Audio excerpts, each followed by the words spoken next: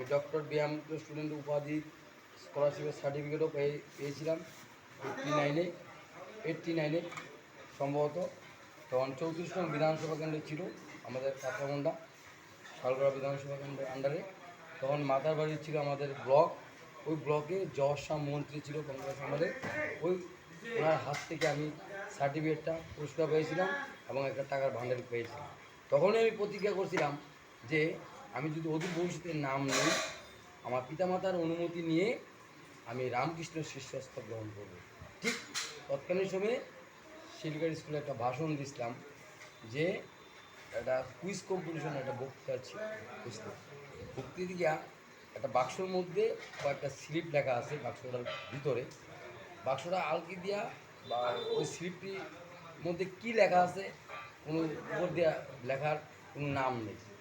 তখন আমি আমার ভাগ্য অনুযায়ী ভগবান রামকৃষ্ণ পরমহংসকে স্মরণ করলাম, গুরুদেব রামকৃষ্ণ পরমহংস ঠাকুর ভগবান, তুমি যদি আজকে আমি যদি স্বামী বিবেকানন্দ সম্বন্ধে হিন্দু সনাতন ধর্মের দীক্ষিত অনুযায়ী সে ইন্ডিয়ার মধ্যে কি করেছিল এবং ভারতবর্ষের বাইরে গিয়ে কি করেছিল, এই কথাটা যদি দু চারটা কথা আমি বক্তৃতা হিসেবে দিতাম পারি, তাহলে মনে হয় আমি কিছু একটা করা যাবে, মানে কিছু একটা পুরস্কার পাইতে পারি। সুতরাং এই পুরস্কারটা পাওয়ার জন্য আমি গিয়ে স্লিপটা টান দিলাম। টান দেওয়ানোর পরে দেখলাম খুললা স্বামী বিবেকানন্দ। প্রশ্ন হলো স্বামী বিবেকানন্দ কে? উনি একজন ভগবানের সন্তান। ভগবান তো কেউ দেখে নাই, অনেকে আবার দেখেছি। এই ভগবানকে প্রশ্ন হলো সৃষ্টিকর্তা, পৃথিবী বিশ্ব ব্রহ্মাণ্ড যে পৃথিবী সৃষ্টি করেছে, ওনার হইল ভগবান। ওনার নাম ভগবান। কেউ কয় আল্লাহ রূপে, কেউ কয় ভগবান রূপে বা সৃষ্টিকর্তা রূপে। সুতরাং এই যে কথাটা, এই কথার উপর নির্ভর করে এই ভগবান হিসেবে রামকৃষ্ণ পরমহংসদেব কী করতে, তৎকালীন সময় ওনার ছিল এক পাগল খেপা।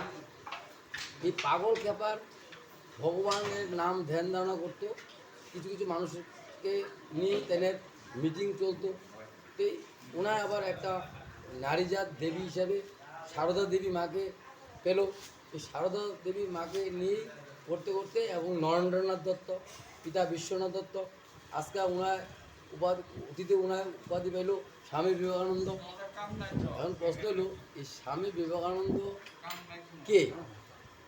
ওনার একটা দত্ত পরিবারের বা বিবেকানন্দ পরিবারের যে একটা ভদ্রলোকের সন্তান, এবং সে ভারতবর্ষের ভিতরে অনেক কিছু করে গেল, যার কারণে আজকে আমরা প্রত্যেকটা এলাকাতে রামকৃষ্ণ মিশন, প্রত্যেকটা ত্রিপুরা জেলা, শুধু ত্রিপুরা জেলার বাইরেও এবং ইন্ডিয়ার বাইরেও, এই কতটাই ইন্ডিয়ার বাইরে গিয়া এই ইন্ডিয়ার থেকে কিছু লোক আমেরিকাতে এই আহ্বান জানাইছে যে আমেরিকার শিকাগো শহরে একটা ধর্ম প্রচার হয়েছিল তৎকালীন সময়ে। তখন গিয়ে ইন্ডিয়ার থেকে স্বামী বিবেকানন্দ একটা 39 বছর বয়সের একটা লোক, এই সনাতন ধর্মের শিক্ষিত একটা পরিবারের লোক ওইখানে গেল। তো আমেরিকা শিকাগোবাসী লোকজন কি ইন্ডিয়া থেকে আইসে ধর্ম প্রচার, এই হিন্দু সনাতন ধর্মের সম্বন্ধে কিছু কইতো, অসম্ভব। ওনাকে সিট দেওয়া হবে না, ওনাকে ভাষণ দেওয়ার কোনো সুযোগ দেওয়া হবে না, এই কথা বলছিল। তখন অনেক রিকোয়েস্টের পরে তাদের ওনাকে 3 মিনিটের জন্য ভাষণের সুযোগ দেওয়া হলো। তো আসলে 3 মিনিট কইতে কইতে তো সময়টা জায়গা। তো আমাদের মুখ থেকে যে ইংরাজি কথা, হ্যাঁ, যেমন করেঙ্গে ইয়ে মরেঙ্গে, ডো অর ডাই, হয়তো করবো নয়তো মরবো। কার বাণী? নেতাজি সুভাষচন্দ্র বসু, সংগ্রামী সুভাষচন্দ্র বসু ইংরেজ আমলে তো স্বায়ত্ত শাসন করতো আমাদের ইন্ডিয়াকে ইংরেজরা। তো বাঙালির অস্তিত্ব অবস্থা শোচনীয় ছিল। পরে এরকম স্বামী বিবেকানন্দ, রামকৃষ্ণ পরমহংসদেব, ঈশ্বরচন্দ্র বিদ্যাসাগর, বিনয় বাদল দীনেশ, এই সমস্ত যে মহাপুরুষরা, ওরা তো মহাপুরুষ। এই যে মহাপুরুষ গেল ইন্ডিয়ার থেকে স্বামী বিবেকানন্দ হিসেবে, ওনার যে ভাষণ দিব, এই কথার সুযোগটা 3 মিনিটে দেওয়া হয়েছে।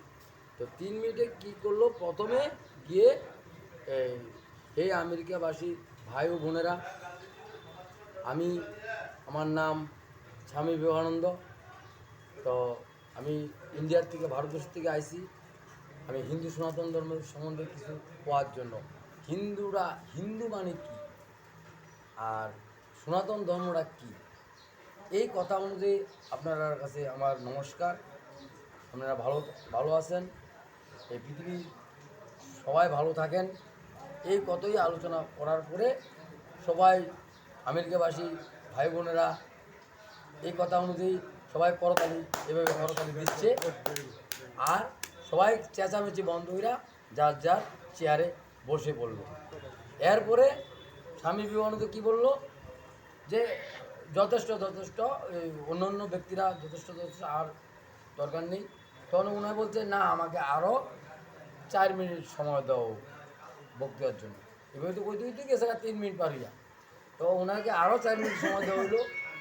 এরকম করতে করতে 4 মিনিটে আর 3 মিনিটে 7 মিনিট পরে দেখা গেলো এটা 7 দিন 7 রাত্র অনবরত সেই ভারতবর্ষের সম্বন্ধে, হিন্দু সনাতন ধর্ম সম্বন্ধে খালি কইতেই থাকলো।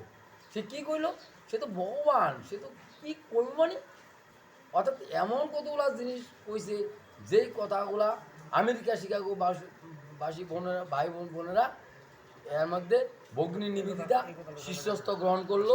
এই শীর্ষস্থ গ্রহণ অনুযায়ী এখন ইন্ডিয়াতে এই আজকা আমাদের যে রামকৃষ্ণ মিশন, এই রামকৃষ্ণ মিশন পাশাপাশি এই ইংলিশ মিডিয়াম স্কুল এবং এই স্কুলের স্টুডেন্টেই দেখা গেল আজকাল ভবিষ্যতের একটা ভালো ছেলে মেয়ে তৈরি হতেছে।